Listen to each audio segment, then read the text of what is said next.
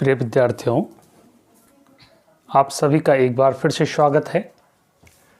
आज हम आपको आपके न्यूक्लियर फिजिक्स का जो पहला पार्ट है, नाभिकीय ऊर्जा, उसमें कुछ जानकारी देने का प्रयास करेंगे। और इसमें पहला जो चैप्टर है हमारा, द्रव्यमान ऊर्जा संबंध, मास एनर्जी रिलेशनशिप। ये क्या होता है? आइंस्टीन के समय से पहले ये माना जाता था कि द्रव्यमान और ऊर्जा दोनों ही डिफरेंट कॉन्सेप्ट है।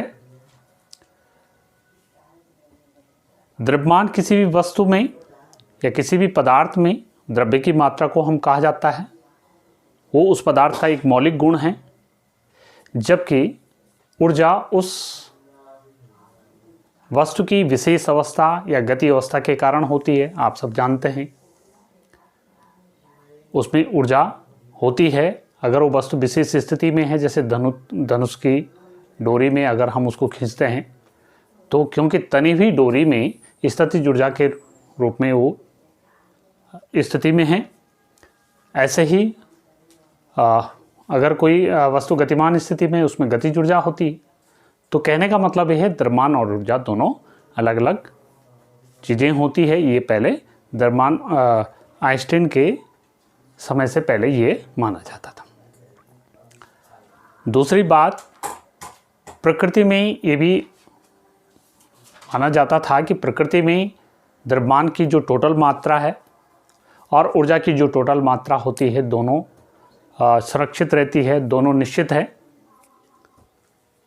लेकिन जैसे ही आइंस्टीन ने सापेक्षता का सिद्धांत दिया, तो आइंस्टीन ने ये पाया कि यदि किसी वस्तु के द्रव्यमान में डेल्टा एम के बराबर क्या होती है, द्रव्यमान क्षति होती है, तो इसके संगत जो ऊर्जा निकलती है delta E is equal to delta M C square. यानी अगर वस्तु के द्रव्यमान में डेल्टा एम की कमी हो रही है तो उस वस्तु से जो एनर्जी निकलेगी वो डेल्टा एम सी स्क्वायर के रूप में निकलेगी। अब ये ऊर्जा किस रूप में होगी? ये अनेक प्रकार से हो सकती है। ये आपके उसमें ऊर्जा के रूप में हो सकती है, ये जो है प्रकाश ऊर्जा के रूप में हो सकती है, ये ध्वनि ऊर्जा के रूप में हो सकती है, और ऐसे अनेकों प्रकार हो सकते हैं जो द्रव्यमान जो है ऊर्जा के रूप में बदलता है। आप इसको ऐसे भी समझ सकते हैं कि जैसे मान लीजिए डेल्टा एम, इसी फॉर्मूले को अगर मैं ऐसा कर दूं, डेल्टा ई अपॉन सी स्क्वायर, ठीक है। अगर किसी वस्तु को डेल्टा ई एनर्जी दी जाती है, यानी किसी वस्तु पर, क्योंकि देखिए आप जानते हैं कार्य भी एक प्रकार का ऊर्जा है। अगर हम किसी वस्तु पर डेल्टा ई के बराबर जो है ऊर्जा देते हैं, डेल्टा ई जो है उस पर कार्य करते हैं। फॉर एग्जाम्पल, जैसे हम क्या कर रहे हैं, स्प्रिंग है और स्प्रिंग को प्रेस कर रहे हैं, स्प्रिंग को दबा रहे हैं, तो हमारे द्वारा उसमें क्या किया जा रहा है, कार्य किया जा रहा है, यानी उसको ऊर्जा दी जा रही। तो क्या इसका मतलब ये हुआ कि उस वस्तु का द्रव्यमान बढ़ेगा? एक बात। दूसरी चीजें क्या हो सकती है, जैसे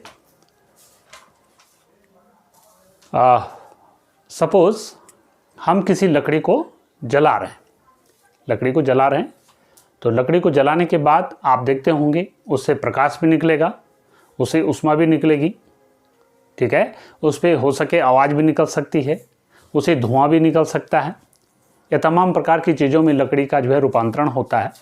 और लास्ट स्थिति में जब हमारे पास उसकी राख बच जाती है, यदि हम उसके पूर्व के द्रव्यमान को और लास्ट के द्रव्यमान को, राख को, या उसका जो कोयला बच जाता है उसको अगर तोलें, तो आप देखेंगे कि बहुत ही ज़्यादा उसमें डिफरेंस आपको देखने को मिलेगा।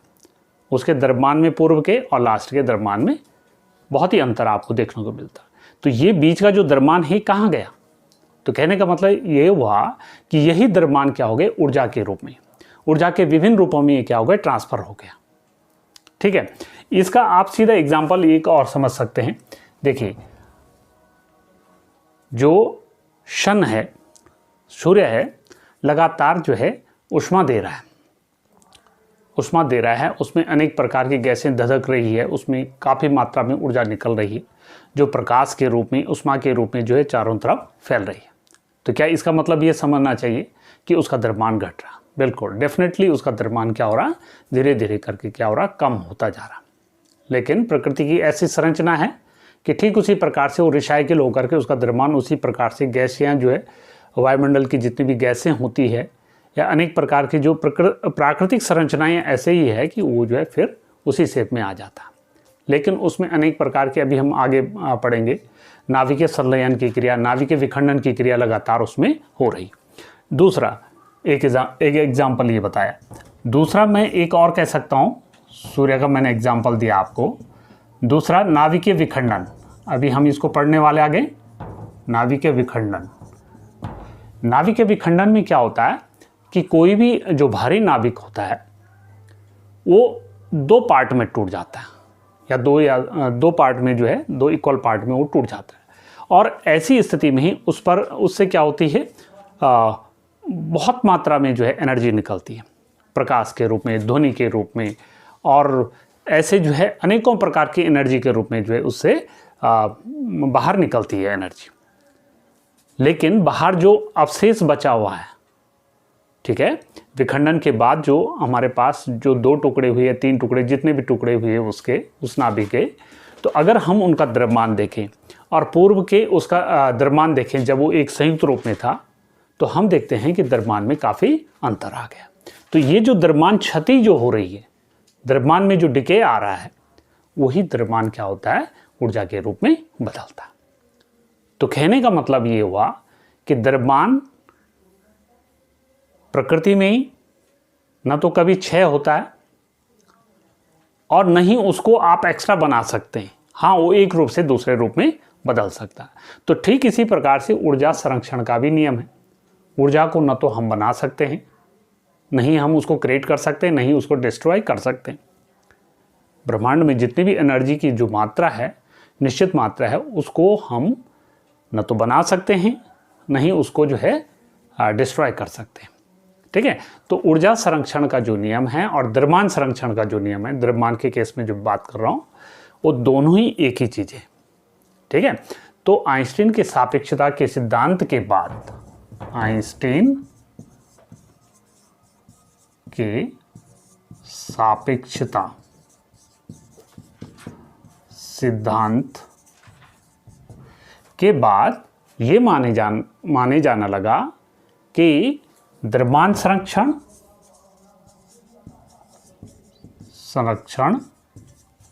एवं ऊर्जा संरक्षण के जो नियम हैं, ये दोनों ही एक दूसरे के पूरक हैं, यानी एक दूसरे के इक्विवेलेंट हैं। ठीक है, तो ये था आपका द्रव्यमान ऊर्जा संबंध। मुझे लगता है कि आप समझ गए होंगे। तो चलिए मिलते हैं फिर आगे नई वीडियो के साथ। तब तक के लिए आप सभी का धन्यवाद।